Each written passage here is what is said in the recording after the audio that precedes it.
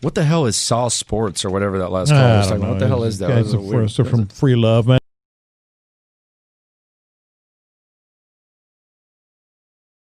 All right. What's the motherfucking deal, man? Welcome to Sauce Sports. If you're not familiar with Sauce Sports is a Houston, Texas home network. Sauce Sports TV is a Houston, Texas home network. Means we're talking all sports, but only H-Town. Except we don't talk about the fucking Texans here.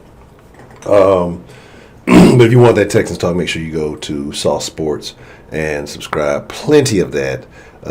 Might be too goddamn much if you ask me. But we have Mr. Sauce Sports TV himself here in the mix this evening. Would you like to introduce yourself, sir, for those who may not know? So my name is Hector Flores, or as Honcho likes to call me, Mr. Sauce Sports TV. I'm basically the guy that gives you guys all the coverage on the Dynamo, Dash, and the Astros. Yeah, I think that's pretty good. And I'm sure you guys see Robo in the back. Yes. The Robo show is what this really is. You know, we just fill in when he doesn't feel like going live. So that's really what's going on. Shout out to Hector, man. Shout out to the rest of the Roundtable. Oh shit, give me 1 second. This fucking thing is crazy. It's just a terrible thing. It's gonna kill me. Yeah, put that bitch right there. All right, cool. So, like I said, we're gonna talk about the other teams here in the city tonight that don't get enough love from the Sauce Man, and that are actually, all these other teams actually have shit going on, compared to the Texans. I mean, it's looking like the NFL has no preseason, and so there's that. There's a little bit more of a weight on any news with that. But you have other leagues kind of jumping off. They're getting games going. They're getting tournaments going. They're getting practices going and things like that. So, it's kind of interesting to see how everyone else is going to operate, kind of in this time right now. But let's kind of talk about first. Let's shout out to see who we have joining us, and let me make sure I put the bot on. No, please remind me. There we go. I see Houston, Texas Talk holding it down. Appreciate it. Let's see Mike Honcho. What's the motherfucking deal? All right. My thing is just this, right? You got the NBA has their whole thing going on. MLB is looking like they're actually playing games. MLS has the tournament, not MLS, the NWSL. They have the tournament going. Like, you've seen other countries, they're playing, And I think, there was still a little bit of hesitation. I'm feeling a little bit more positive about, the NFL actually playing this year. But like I said, let's talk about a team that actually kind of is kind of getting things going. I want to talk about the Astros a little bit because they've actually had, 2 exhibition games they've actually played. So kind of how did that go, over the course of those 2 games? So, I mean, the exhibition games are essentially kind of just 2 extra spring training games. It's kind of you're gonna see the starters out there playing, but not the whole game. So it's obviously to get them ready for the season. But eventually, you do see like the minor league guys are gonna, the guys that aren't gonna make the team, I guess you could say. They'll go out there, get some things in. Pitchers are not necessarily gonna pitch a lot of innings, but we did have Lance McCullers pitch 5 innings. He did really well in that game, actually. So he did really good. Today was supposed to be Josh James, who is officially the 4th starter in the rotation, but because of the fact that there was like a possibility of like rain and all that for the flight, they decided to let him not pitch, and so they just kind of had a bullpen day. So they had kind of like Presley, Chris Davinsky, and some other guys as well pitching for the meantime. But I mean, it was 2 good games. The Astros won both games. First game I believe was like 6-3, and then the other one was 15-6. So the guys look really good. I do have a very interesting idea because honestly, these exhibition games were the teams having to agree with each other to make these games happen, and the Astros partnered up with the Kansas City Royals. And the thing that I was very interested in by it was, I don't know if you saw my tweet, but I have a feeling that there's a player that the Astros are interested in from Kansas City. And the reason why I say Kansas City is because they're a team that's on the rebuild. Like they're not going to be contending at least anytime soon. Maybe they might get lucky because of the whole fact that they're playing only 60 games this year, so they could luck out and make the playoffs. But in reality, this is not going to be a contender in any form. But they do have some really good players. They have Salvador Perez. They have Whit Merrifield. They have Gordon, who's kind of up there in age, but still could provide something. And the player I'm specifically highlighting is Salvador Perez. Yes, he is 30 years old, but he's still a pretty solid catcher. He did have some injury issues, which could drop his value.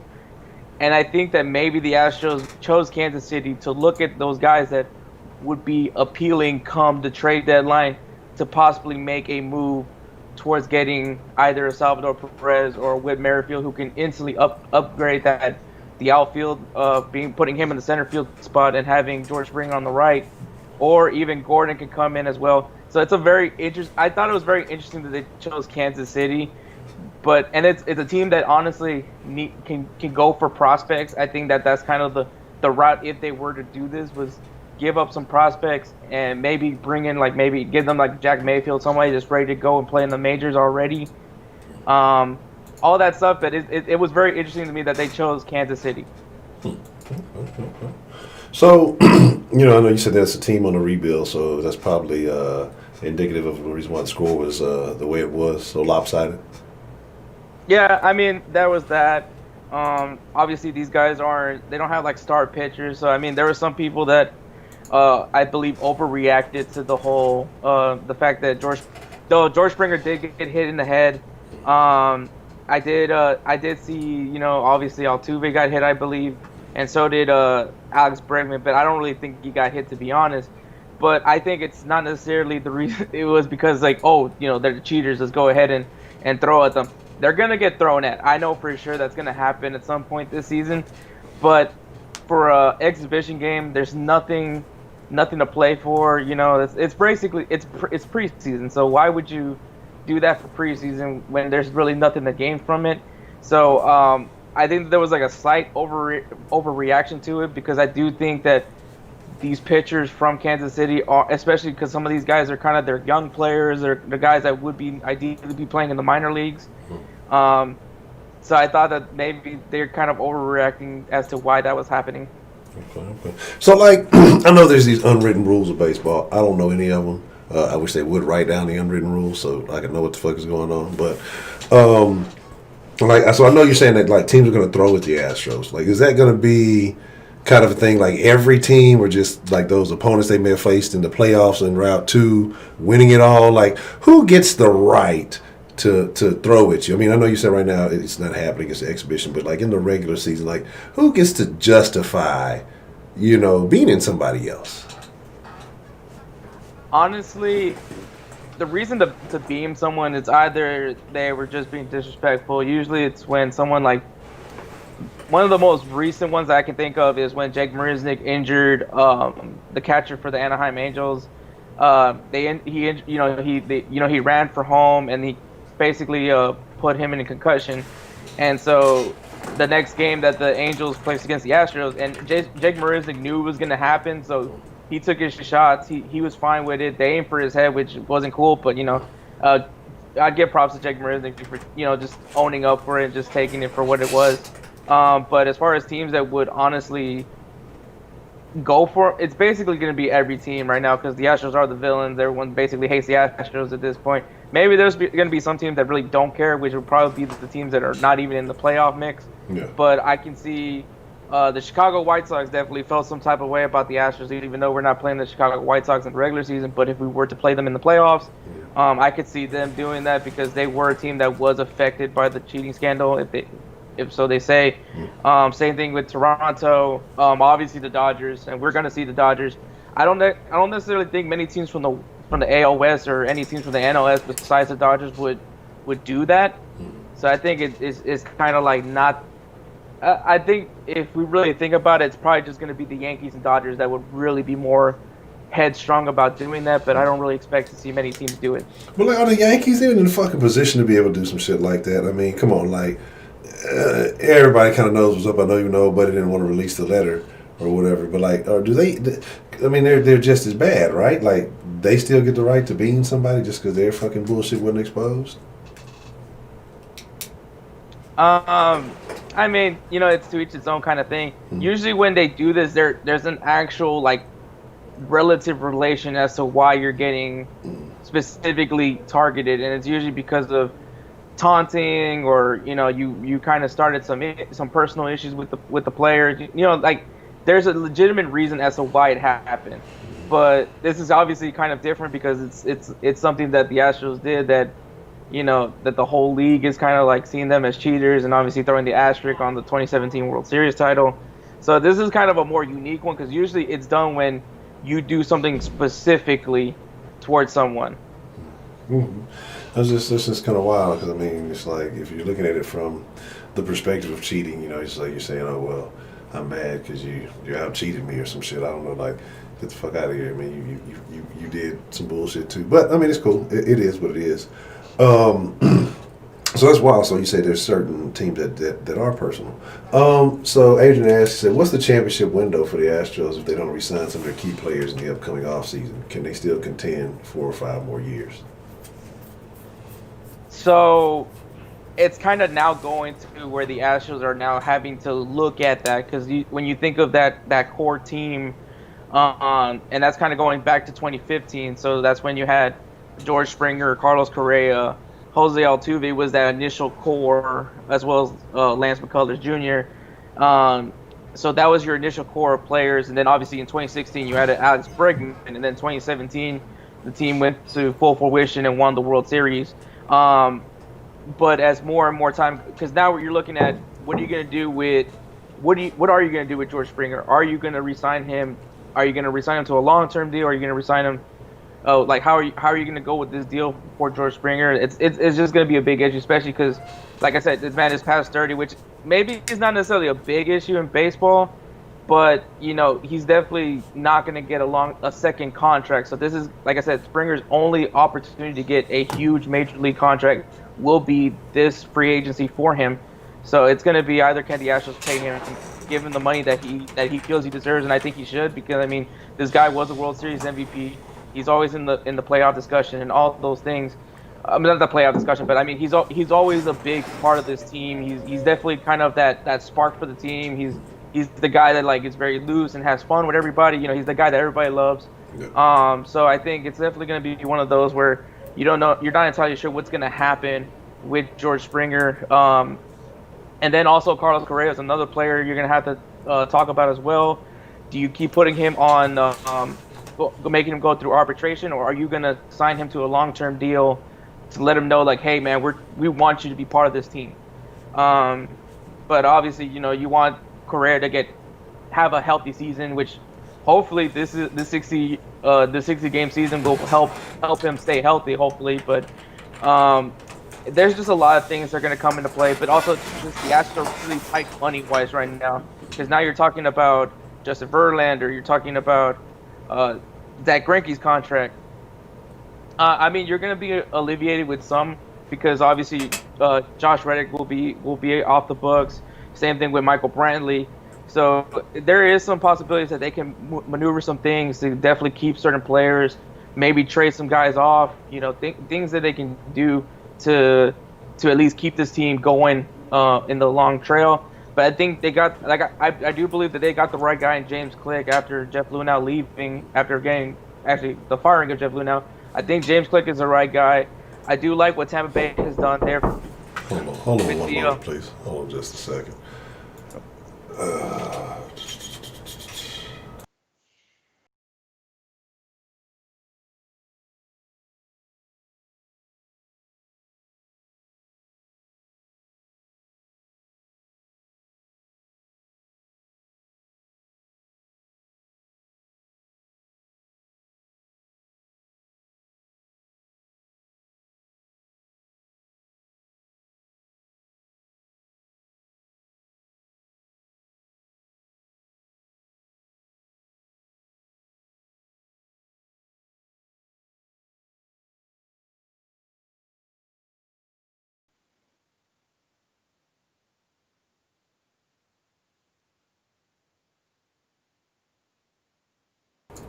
All right, I apologize. Sorry about that. Yeah. So, but you were saying, like, you're talking about these deals. They got a lot, and you're talking about the money being tied up, and so, like, is that what do you think is going to be the long term solution to freeing up some money, or do you think they're going to be tied up for a while? Like, how is that situation going to be handled? I mean, some players are going to be leaving this season. Josh Reddick, I don't expect him to come back to the Astros unless he takes a lesser amount of money. Michael Brantley is going to be another one he's not going to be able to demand much. I mean, unless he just has like a stellar season. But I mean, at that point, you don't necessarily need those guys in the outfield, because you do have Yordan Alvarez who can play in the outfield. You have Kyle Tucker as well. So there's still there's players that you can replace with those two that are technically cheaper. But I do feel that with Yordan Alvarez, with having his knee issues, that maybe it'd be best for him to start working on being a first baseman. But now we're even hearing that even Kyle Tucker might be doing some workouts to prepare himself to be a first baseman as well. So it just depends what the Astros do. And like I said, I think that they got the right guy in James Click that is really good with this. I think Tampa Bay Rays have done a really good job with the fact that they have a smaller budget than the Astros do. And I think that's one of the things that I like about why they brought James Click. And so I do like that. It's a very unique situation. It's a situation that most teams go through, especially when you talk about teams that have this young core of players. Eventually, these guys are going to get paid, and if they don't get paid with the team, obviously, they'll go elsewhere and do great things for other teams. You know what I mean? Yeah. Okay. So I got a question. So we were talking about beans earlier. People getting beaned and things like that, right? And when somebody gets hit, it's automatic walk to first base, if I'm not mistaken, correct? Yep. So with this being a truncated season, is a bean, I guess let me find, for a lack of a better way of wording is it more valuable in a shortened season? Because I mean, you have less opportunities, I guess, to win games or get whatever record to make it to the playoffs. I mean, since it's shorter, so everything counts a little bit more. Do you think teams would risk that? Because of the importance of every game? I think it just depends what organizations we're talking about here. I think when you look at I honestly will say most of the teams in the AL West, I don't think they're necessarily gonna care enough to beam the Astros because I don't think they necessarily feel as effective. I don't know why. I don't hear any chatter coming from the Angels, the Mariners, the Rangers, or like I just don't hear any or the athletic. I mean, I think maybe some athletics players said something, but I don't see any anger. Oh, well, Mike Trout did talk, but I mean, who cares about Mike Trout? He's the MVP on a crappy team. But like those guys didn't really chirp as much. And then the same thing for the NL West. The only team from the NL West that really chirped as much as they did was the Dodgers, and obviously because they feel like they're victims, even though freaking Cody Bellinger was struck out 17 times, which I don't know. I don't know about banging the trash can. I don't think that helps him. But so I don't think necessarily those teams. I think the same thing for the teams from the NL Central. I don't think obviously were really affected by the Astros. AL Central, I mean, the team that would probably be the one would be the Cleveland Indians, but they never faced the Astros in the playoffs. NL East wise, I mean, probably Trevor Bauer might do something, but to be honest, he's not really about actually doing stuff. He just talks. Yeah. So I think people don't worry about. I think Trevor Bauer is completely harmless, and even though I think Cincinnati is going to be a really good team. Just because they have the easiest schedule and all those things, they could make the playoffs. But I just don't think Trevor Bauer is really about that. And I'm sorry, the Cincinnati Reds are actually from the NL Central. But when we talk about the team, AL West for sure. I mean AL East for sure. The Yankees are gonna do it. I don't think the Toronto Blue Jays are gonna do it. Boston has no place to say anything because they got caught cheating too. Baltimore isn't really going to do anything, in my opinion. I just don't see many teams really doing it. You know what I mean? Except for the Yankees and the Dodgers. I think those are the two teams that really I can see will still commit to doing it. And it would be stupid of the Yankees if they were to do it because the only way they're going to face the Astros is in the playoffs. Yeah. Whereas the Dodgers have those 4 games against the Astros in the season. One, I did not get served. I don't have dance moves to get served. 2, I had to pop my back. It was a little tight. I don't know. Like I say, I just where if somebody wanted to find out these unwritten rules, is there like a place someone can look up all of these things, these unwritten rules of baseball? Because like I say, to me. It's like a lot of stuff is just like if I'm offended, I get to attack you type shit. I don't know. It just seems so sketchy. every team does have, I guess, the person that speaks on the unwritten rules of baseball. So I mean, if for the Astros, at least in 2017, it was James McCann that was kind of the guy that, hey, I'll allow it, or hey, don't do it. So every team has at least that guy, that veteran player that speaks for the team, like, hey, we want to beam the Astros. Can we do it? And either they say, well, no, because we only got 60 games to see. We're only playing 60 games this year, and I don't want to risk it if the next thing you know, Yordan Alvarez comes up at bat and goes yabo on us, and then we're losing because of that, because of just beaming this guy. So it just depends who we're talking about here. I think and like I said, I just don't I think people talk about it, but I don't think it's gonna happen. I think it's gonna be the Dodgers, and I think it's gonna be the Yankees. To be honest, those are the only 2 teams that I can really see commit anything like that. I'm just wondering, like I said, I'll search YouTube, Heidi. I'll definitely check it out. But yeah, I think people are gonna do it just for the fucking sake of doing shit. I always think the worst of people. It's terrible. It's a terrible way to be, but it is kind of what it is. So I know tomorrow, for those of you who have not been watching the Dash videos, I don't want to hear shit because Hector's been putting in work and doing a great job. But tomorrow is Dash action in the morning. So basically 11 Central Time, a.m. Central Time. Okay.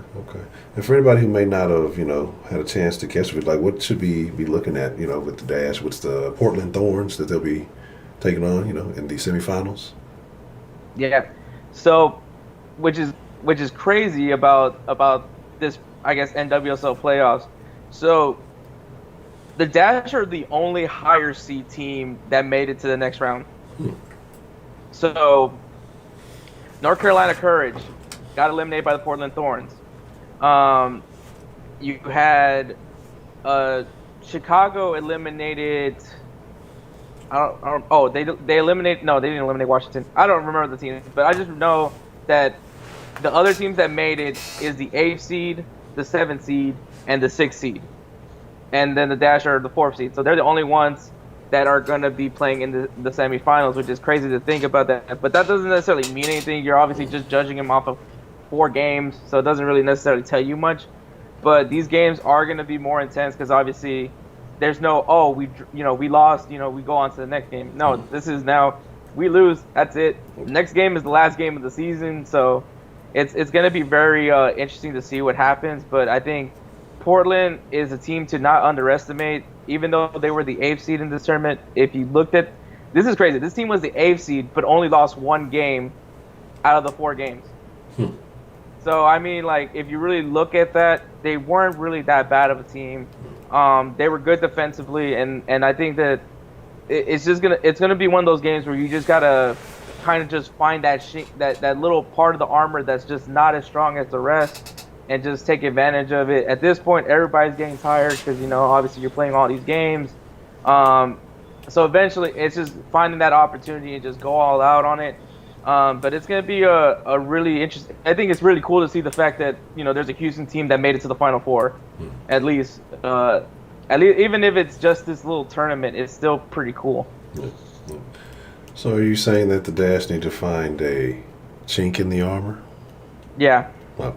So I mean that's actually pretty good. I mean, pretty cool the fact that, again, as things are starting up, you have a Houston team that is on the brink of it. It's a possibility. So, definitely be hoping that they are successful. We need to get the plug from Asmail to figure out how everybody can watch it. Asmail got the hookup like Master P.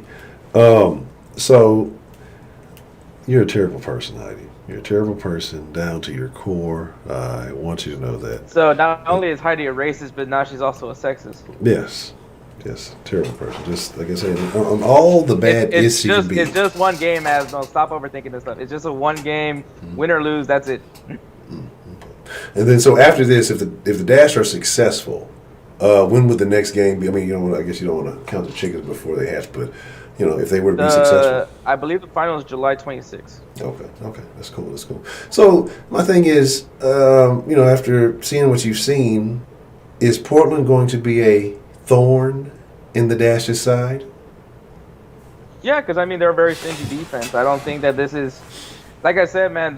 Their place in the standings doesn't do them any justice. They're gonna be a tough team to face. Okay. So my thing is, I don't know why Heidi's so bad, why she's a terrible person, but for some reason she is. But so if somebody was to start to tune in, I don't even think Heidi can last 5 minutes on the pitch. I think she'll be burned out. She's an old lady. Heidi's an old lady from Norway, living vicariously through the soul of some young American foreign person. But my thing is just if somebody is want to check out the Dash, somebody who may not be familiar, who would you advise them to, kind of pay attention to? And maybe is there anybody from the Thorn that you might have caught your attention that said, hey, maybe this is somebody that, the Dash need to watch out for? I would say Lindsey Horan. She's a U.S. women's national team player. They also have Megan Klingenberg. She's kind of like the heart and soul of that defense. She's also another Women's World Cup winner. So I think that there's going to be a lot. So there's, like I said, this team is a very good team. They have a lot of playoff experience. They know what it takes to play these games. And so I think, honestly, the whole team is they play as a team. Yeah. I think that's something to take away from that. They do play as a complete team. Okay. All right. You said Daly. Daly's like the front runner, the headliner of the Dash. Is that to expect, or? She's the captain of the team, so I mean, obviously you're gonna expect her to do a lot of things. I mean, she's great on the wing. She knows how to deliver the ball. She's great at shooting the ball. So I mean, for sure, all eyes are going to be on her. But also don't overlook Shake Room. Shake Room's another great player. If you give her the ball in front of goal, she's gonna score it in. She's gonna put it in the back of the net, for sure. At least 9 times out of 10. Christy Mewis is another one that I think very underrated player. I don't think anybody talks about her enough as it is. She's definitely a really good one. I honestly they have a good team. I think that they also are playing as a team. The big thing that they were talking about the Dash before this whole tournament was that they've never seen such a complete team together. And this is also the fact that you're talking about a team that a lot of these players are new to the team, and for them to be a lot of people talking about how these girls have such great chemistry, it speaks it speaks volume to me. And so, I mean, whether they win or lose, and again, this is basically going to be the season this year for the NWSL. I mean, that has to bode well for the future, right? I mean, if they are this cohesive, they are playing this well, again, a relatively new group of women getting together, like that has to kind of, imply maybe or hope for some type of long-term success, would you say, or is kind of way too early to assume that? So yeah, for sure. I mean, like, this is obvious. I think right now the fact that I feel like they've exceeded my expectations already as it is. So I mean, at this point, everything is just bonus points for the Dash. So I mean, this is honestly a lot to build from. Like, they know, hey, we know we can hang with these teams. Like, we know we can go far. So I think that they know they got something here, and all they have to do is maybe add a few things, maybe tweak a few things, but they have something and they know they can build off of it. Okay. All right. And look, if you're a gambling person, go place your cash on the Dash. Don't do that. Don't take my advice and be like, you told me to do it and fucking lost my money. Well, you know what? I took your advice. I'm not a gambler. I don't encourage anybody to risk money. I don't have any gambling advice for you. But I do want to get to, well, what's going on in men's soccer at the moment? Professional men's soccer. What's happening on that side of the ball? All right, so talking about the Dynamo, I'm just gonna say this for all the people that I don't know if y'all had expectations for the Dynamo. I personally didn't. Usually, like, the fun word for me to use to like not make it sound like I don't care about what they do is usually like, my phrase is, my expectations is just go out and compete. Is like my nice way of saying, like, just go have fun. That's like the, when you're in a really bad team, like the word is just go out there and have fun, guys. Like, yeah. And so that's literally how I feel about the Dynamo. Like, I think that this roster is very flawed. It has so many issues. It's a cheap roster. I feel like I've said that many times. Heidi, yourself is a bad team on its own. But it's just a lot of things with this team is just,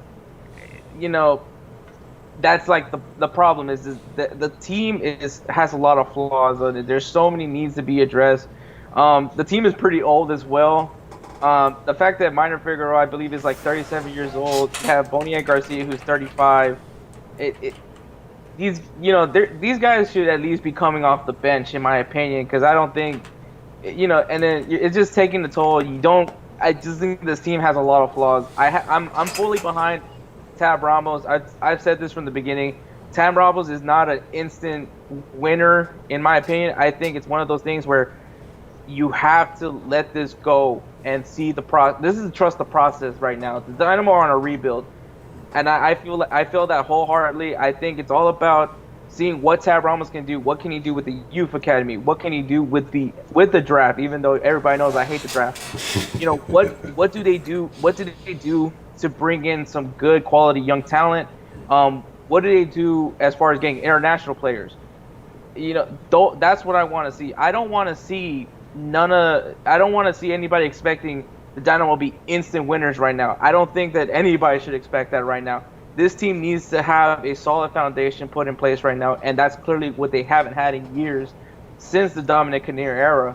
So, I mean, the fact that the team hasn't been relevant since Dominic Kinnear left tells you that. So this team needs its foundation right now. So to me right now, it's just watching them, just get in the right place to get themselves in the right situation. And I think, honestly, Tab Ramos is the guy that we need to like at least let him do his thing, let him do his process. I would honestly say get rid of Matt Jordan. I hate Matt Jordan.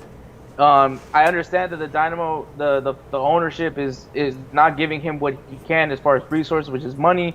I get all those things, but the fact that he doesn't at least try to make do what he has is something that I that the roster has problems. You have all these issues, and you don't do it. So I want honestly Matt Jordan out of the picture. I want just Tab Ramos in charge of everything and let him do it the way he does, or let him find a general manager that works for him. Because honestly, to me, what's making me have hope in this team is Tab Ramos. And Tab Ramos is a name you've been mentioned for a while, even way before he even got here. So that's very interesting. I see some people saying some things in the chat, names that I'm not familiar with, and I'm almost scared to ask. But Adrian asked a question, and he was saying about Ellis having a red card and being suspended for the next game. So in the Portland game, Albert Feliz was given his second yellow card, which automatically gives him a red card, so he's suspended for the next game against the Los Angeles Galaxy, which you could take it as a huge loss or not. It just depends. Albert Feliz at this point, Dynamo need to just get used to playing without him. In my opinion, I don't necessarily. I think it sucks that they can't find a way to keep him, or at least they should have sold him. I don't know why they waited so long to the point where he can just leave on his own terms and go to whoever he wants to go to. But honestly, that's just another reason as to showing like how poorly this front office has done. Everybody knows that this kid wants to go to Europe. Everybody knows that he wants to go and compete and one day hopefully compete for a Champions League title. Everybody knows this stuff about Albert Feliz. And then you can make the same argument for Mauro Manotas, even though he seems more committed to staying with the Dynamo. But even that he wants to go to Europe. And I think that's honestly all the players. But the thing that's ridiculous to me is that how you're going to just let this kid who clearly has teams that are interested in him and not even listen to them and not even understand that, hey, man, this is probably going to be the best offer we're going to get. I'd rather get something from him than nothing, and right now they're on the verge of getting nothing for him. Now, what happened with Albert Elise? Because I thought it was a situation where they were supposed to be offering him a significant sum of money. So that changed, or that was maybe not so much? They can't come to an agreement? What's going on in that situation? Oh, can you say that again? I said, I thought there was a story or something like that about Albert Elise getting paid like the biggest contract or something like that. And so what happened? Did that fall through? So that's... Technically, it's still technically on the table. Mm-hmm. The Dynamo did offer him the largest deal in their history, so that's still there. Mm-hmm. The thing is just the fact that obviously that's an option for him. Mm-hmm. He didn't commit to it. He just knows that the option's there, and he acknowledged that it's a good option. Yeah. He knows he's like the money's there. Like he actually agreed with it. That's a lot of money for him. But the problem is the fact that MLS can't compete with Europe. Mm-hmm. And the fact that it's not just like small teams in Europe that are interested in him. We're talking about like one of the giants for the Turkish league in front of Fenerbahce. You're talking about teams that are at least in the Premier League that are interested in him. So that's the thing, though, is that he's got options to at least play with some of the better teams in at least the first tier of in Europe. So it just depends to him, like, who gives him the better option? Who gives him the better opportunity for him? Does he think that Fenerbahce could give him the opportunity that he wants, which is to play first team soccer in Europe, or is it Celtic or any, like what team like addresses what he wants, and that is obviously to one day go to a big club and go play for a Champions League title. So that's like what he really wants to be full honesty. But I mean, if he doesn't see that any of those teams give him what he wants, it wouldn't surprise me if he just comes back to the Dynamo and just, waits it out until another option comes in. Because the issue with Albert Feliz is that a lot of people see that he's fast. They see that he's athletic. They see that he has some pretty good ball control. But the problem is that he's hot-headed. He's not very accurate with his shots. So there's some, and they know that if he just tweaks a few things, he's gonna be an amazing player. But it's just that how much are you willing to train this kid up, or do you want a polished product? So does they play indoor in Europe? Is that what you're saying, Heidi? Since they built an outdoor stadium, is that what do they play indoor in Europe, or is it outdoor? Like, is there different stadiums, kind of like how it is out here, or how does that work over there? There's a lot of outdoor stadiums in Europe. I don't know what Heidi's smoking. I don't know if she's been to Europe before. Heidi claims to have been to Europe, but I think she's lying. But well, I guess that doesn't make sense. It's very hot. They probably wouldn't know how to operate in the heat. But it is what it is.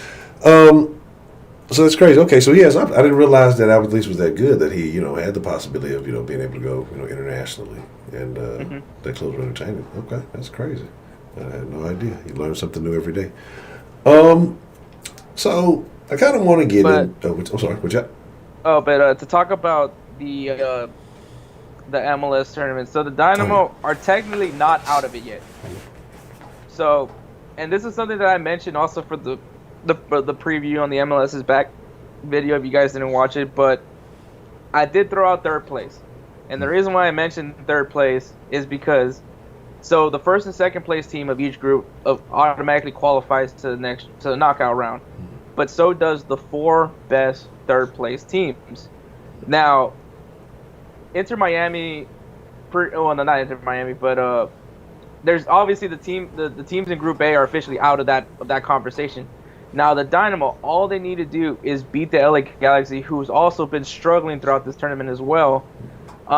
Which is kind of funny how this is all. It goes down to this game, which is once again the Dynamo are going up against the LA Galaxy, and obviously if the Dynamo win this game, they go ahead and spoil they ruin the tournament for the LA Galaxy yet again.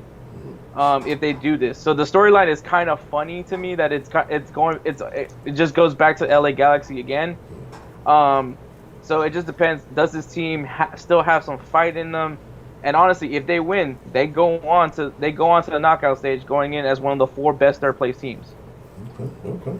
Well, that's definitely something to watch for. So if they do find a way to slide in as one of the 4 best third place teams, what do you feel like happens in that future round? Are they going to struggle? Should we not expect very much, or do they just kind of depend on matchups? Or if they come in as as they go into the next round? Yeah. Obviously they're going to go up against clearly a superior team. But I mean, honestly, to me, it's a whole different thing when you're in that tournament format. Once you're in that win or lose kind of in those games right now, anything can happen. I mean, like I said, like we talked about in the NWSL, you had an 8th seed that's technically supposed to be a bad team beat a first seed, not only a first seed but a heavy favorite to win that tournament.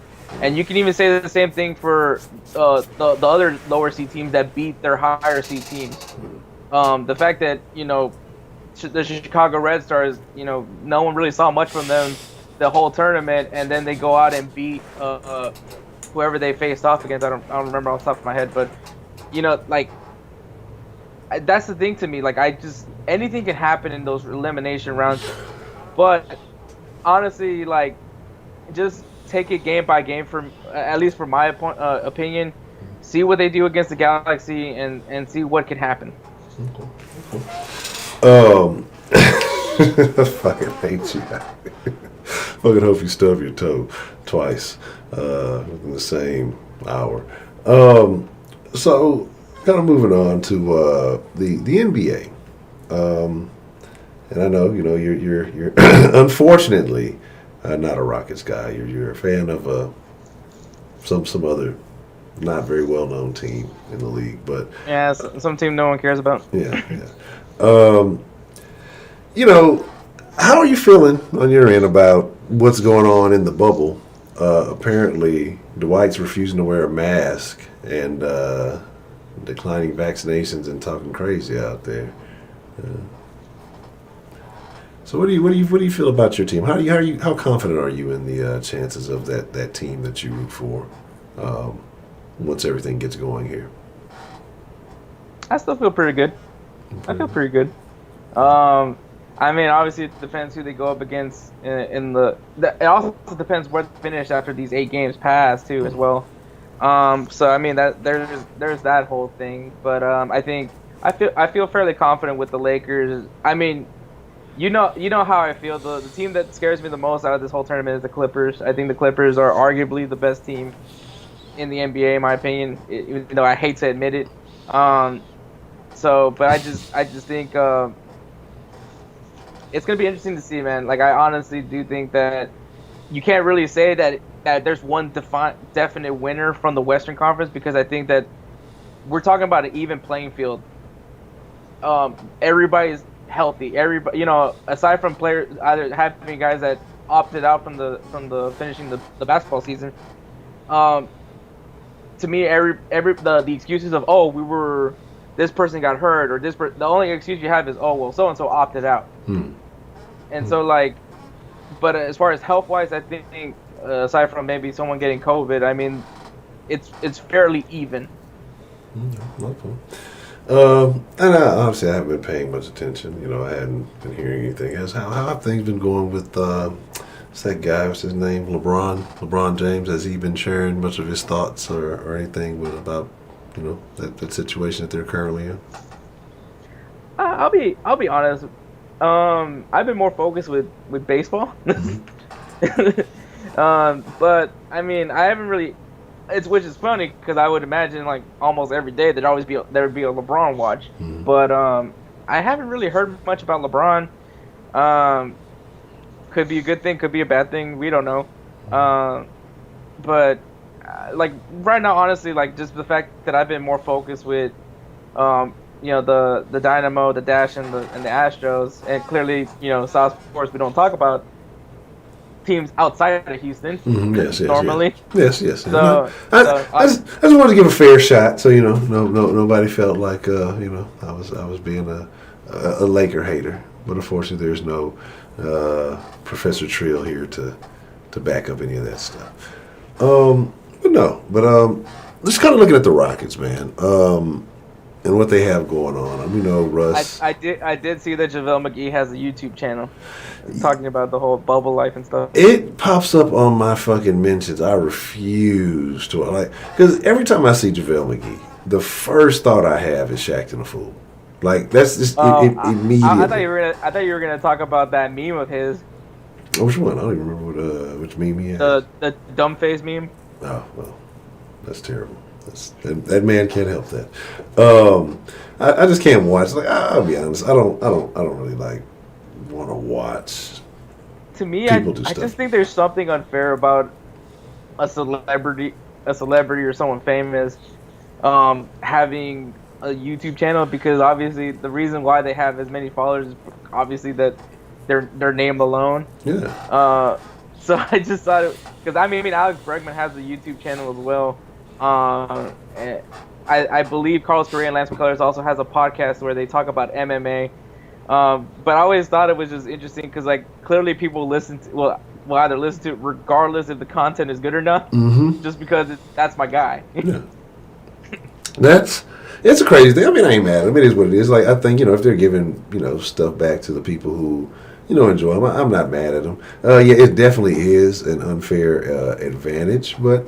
Hey, if the content they're putting out is good and people enjoy it, I can't be mad at them. But the situation that I'm looking at these Rockets, and Russ is getting back. I know he still has. I'm sure there's still some protocols to deal with, but more so than that, it's James Harden, right? I don't know. Yeah, I don't know if anybody else has been paying attention. I don't know if anybody else has been watching. But James has been doing a lot of the subtle little things. And it doesn't automatically mean all those guys, he's going to just turn it up. He's going to make him win a championship. But I have like this expectation to see the best basketball that we have ever seen from James Harden is going to happen from this stretch of the 31st until whenever the playoffs end. I am starting to get really sold on James Harden developing that killer instinct. He's done a lot of little things. We've talked about the weight loss, and he did that, relatively early. But I was watching the little clip where I think Austin Rivers or somebody doing a press conference, and he's basically like kind of rushing, like, come on, man, it's like, let's go to practice. Like, it's been 2 or 3 little clips like that where he's like anxious to like, hey, let's get to practice, let's practice, like we need to practice, like taking that role and ushering other guys toward like to getting in line and doing these things. And again, I'm really curious to see how he's going to look with the weight loss, if he's going to be more explosive. I mean, he's already, like I say, offensively impossible to stop, virtually impossible to stop. I mean, seeing some of their practice videos, I mean, obviously Rockets social media is only going to highlight the good things, obviously, but I mean, Harden looks nasty. Yeah. And that's what. And that's what I say. Wait, what's the motherfucking deal, Calhoun? But like as I say, and that's the thing. Is just like it's a point. It's like I said, just little things. He looks a little bit more, like I said, a little bit more because he was. They were doing some little layup drills, little dunk drills, or whatever. Just little things. But then I think he had a little thing recently where he was talking to Allen Iverson, and you're like, well, Allen Iverson didn't win shit. He didn't win no fucking ring. At least he got to where he needed to get to. He just couldn't come. I mean, how are you going to beat fucking Kobe and Shaq when it's just Allen Iverson? Like, it's fucking impossible. It's not going to happen. You know what I mean? But I think the difference is if it was a similar situation for James Harden, we got Russell Westbrook. And I think if James has somehow absorbed some of that mentality, just a little bit of it. That's the one thing I will give Russell Westbrook. I may not be a fan, but I'll give Russell Westbrook that he has that fucking tenacity. He has that fucking... I'd put Russell Westbrook in a Texans uniform right now. He'd be the biggest dog on the fucking team. Like, immediately. Footballer, we know how you feel about Russell Westbrook.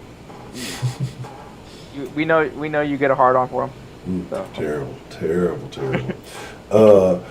But yeah, when Russ is activating, like, and again, like I said, the way they were meshing towards the, before everything kind of got put on hold, before that fucking dirty Frenchman start touching on people's mics and shit. I seriously, is he actually gonna play, or did he opt out? I don't know. I don't know. I think he should opt out for the sake of everybody. He's probably gonna play though. I mean, because I know him. Can you imagine how awkward that locker room's gonna be with him and Spider Mitchell? I'd be ready to fight. Like, you gotta shoot me my fair one just because of the shit you did. Like, you put me in this situation. We know it was you, only you, and we hope all the bad things happen to you. Like, you'd have to, we'd have, like, you got to, just on the street, we got to. And then, it's squashed after that. But it's just like, it's a crazy thing, like I say, just because we already know Russ has like one speed, and it is what it is. And he's go. But if James has developed this tenacity, this leadership, he's had the leadership. I think guys have always kind of listened to him. I think, from the outside looking in, it may not be typical leadership we've seen. I think since Chris Paul, he's developed, he's improved on that. But man, I just think there's something, just little things he's doing. Like I say, little snippets about him watching certain things and the way he's behaving in certain ways. He's not. There hasn't been strip club. Distracted. You know what? Maybe that's his motivation right now. Is like, hey man, the sooner we get this done. Look, I'm telling you, like, if that's the thing,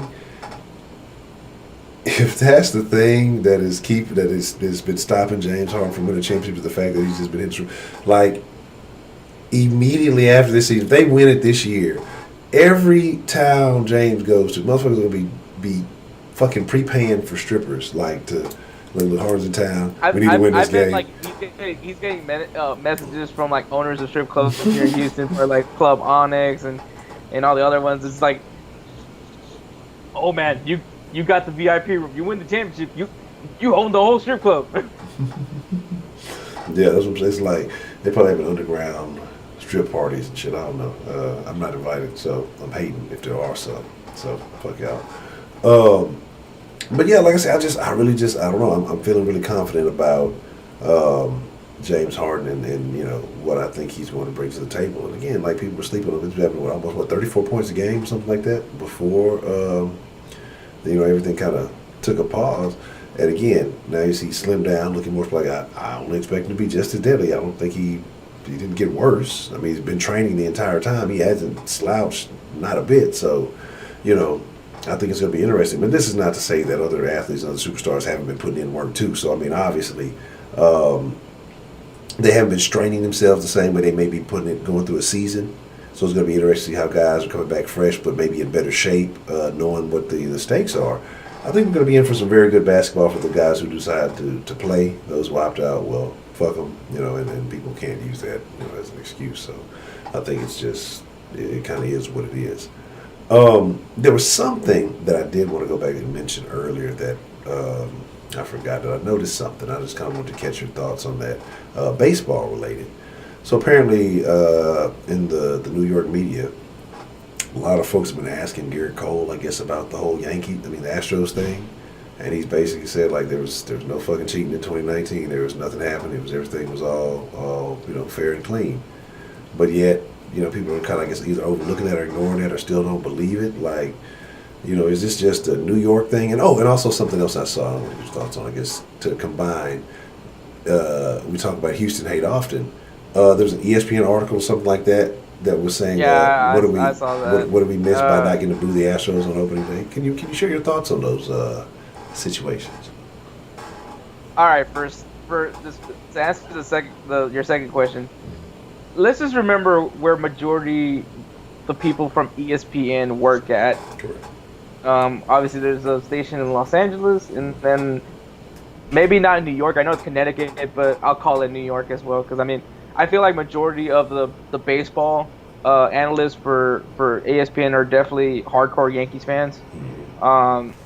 And so it doesn't surprise me that even though we're supposed to be speaking on professionalism, and I remember Jeff Passan felt terrible about how all the death threats that the Astros got, especially on Josh Reddick's family. And he decides to make a little tweet like, "Hey guys, ease up." Like, no, you dug this hole. There's no way of coming out of it at this point. So I mean, ESPN wants to be petty. I mean, like I said, we're embracing the villain at this point. So I can give a rat's ass about ESPN at this point. Yeah. But that just shows you with the whole Garrett Cole thing. Garrett Cole, honestly, when people asked him, it was like, "Hey man, y'all can ask me if they did or not," and they don't want to use it. And I understand, and the fact is because they don't want, because obviously you have a Yankee now who played for the enemy, and you want him to tell y'all, yeah, we cheated. No, I mean, he told the New York media to their face in the locker room saying, no, there was no cheating in 2019, and they didn't want to believe him. And it's funny because it's like, you see that he you know, obviously he was part of that 2019 team. He knew how good that team was, and the fact that I can see how he could be a little bit frustrated, but he knew what he got himself into when he decided to join the Yankees. One, it's his childhood baseball team. That's where he always wanted to play for, and then two, obviously he got a ridiculous contract out of it. So I mean, I don't necessarily think that he's mad about that at least, but I think that, you know, maybe it would maybe tarnish some sort of relationship that he has with the team if they're going to show him this amount of disrespect of not even at least respecting that he's telling you the truth. So maybe you could take that with a grain of salt. So I mean, there's ways to look at it, but the New York writers are gonna be the New York writers. They're always gonna push narrative to work in their favor. I mean, if you want to be realistic, the New York media all are Yankee supporters, because look how much they bashed the New York Mets. They're supposed to be all New York, but not the Mets. So I mean, like, if you really want to take it for what it is, New York media, they know that they're doing well when the Yankees are doing well. Like, business is booming when the Yankees are doing good things. Yeah, I understand that. Okay. Yeah, that's crazy. He sure did shave, man. Well, that's because that's a Yankees. Like, that's everybody in the Yankees. That's even talking about the guy in concession. Like, everybody has to shave? Everyone has to shave. That's fuck the Yankees. That's a fucking terrible tradition. That's stupid. I don't know if there's tradition or anything like that. I just think that's like, oh, we have a dress code here, and so like you have to be clean shaved. You have to have you have to have a presentable haircut. So you have to have all these things in order if you want to be part of the Yankees. Because I actually know someone that did in fact work for the Yankees, and he wasn't the one that got fired, but he actually was in an elevator with somebody that was like, you know, working in the kitchen. Yeah. And the owner of the Yankees was in the elevator right there with them, and he sees this guy and he's just like, "Where do you work at?" And he's like, "I work in the kitchen." He's like, "Not anymore." Terrible. Should have punched him in his face. Fuck you, man. No, that would be a very bad thing. You a whole lot of trouble for doing that. Yeah, but that's very unfortunate. So here's the deal. You know, it is about that time. Is there anything that you may want to touch on or chop it up on that we may have missed?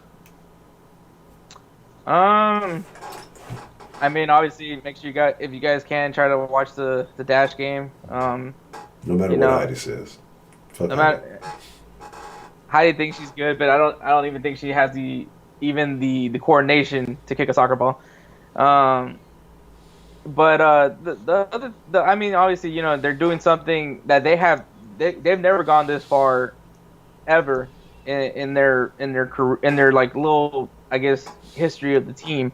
So I think that's you're seeing something that's never been done before for this team, and I think that's something special to look at. I would honestly say with the Dynamo, don't necessarily have high expectations for this team, because if you have high expectations, you're just gonna be highly disappointed. In my opinion, I like to live my life with very low expectations. I don't know if you ever noticed that about me, Honcho. I mean, that could be good. I mean, like you say, you know, when they're low, you don't really get disappointed. You can always benefit from, you know, everything. If a bunch of good shit happens, you're like, hey, well, I'm really winning, you know. But if you set your expectations too high, things tend to fall short quite often. So I understand. But yeah, and then Jose Altuve is currently day to day with a leg contusion, so hopefully he'll be able to be good for opening day. But you know, I mean, obviously I'm excited for baseball season. Make sure you guys, we are going to be dropping a video, correct, for baseball season? Yeah, we're going to drop, we got one, I'm going to drop it in the morning. And then that's for the, so that drops, so definitely going to do that. And then, I got things to upload. I gotta put the stuff on. There's a video from White Persuasion, something a little bit different that we're gonna try to solve. So, matter of fact, I'm gonna finish up some thumbnails and stuff for that here in a little bit. It's already uploaded. I just gotta finish that. So, probably drop that. You know what? You know what, Asmel? Actually, you know, it's not a terrible way to live because I'm never disappointed. And you know what that also means? I'm grateful when good things happen. That's terrible. I'm still on myself over here. But with that being said, man, like I say, we appreciate all of you for showing up, even Heidi, who is a hater. Heidi the hater. That's what she's known in the mean streets of Connecticut or New York, wherever the hell she is. But I appreciate all y'all for coming through. I appreciate all y'all for being here and joining us on Sauce Sports TV. Thursday may be tentative. Thursday may be a Discord action. We'll see what happens. I know Mr. Hector may not be available. So we'll see what happens with that. But tomorrow we'll be on Sauce Sports, the regular channel, and talking about that terrible team in Houston, the AKA Texans. But drips means you've got gonorrhea, Heidi. So with that being said, we're trying to reduce. Y'all be cool like y'all be cool. Y'all are the freshest motherfucking ingredients in the world. And I thank you for being here. Y'all really are.